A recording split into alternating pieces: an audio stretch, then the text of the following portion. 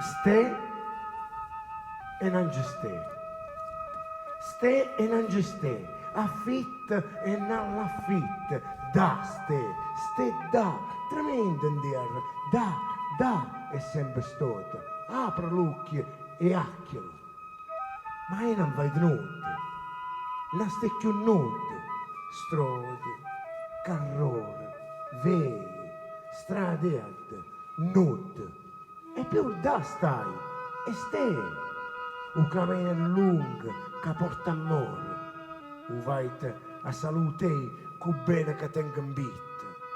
C'è e non c'è, vedo e non la vedo, lì sta, guarda a terra, lì è sempre stata, apri gli occhi, trovala. Io non vedo niente, non c'è più niente.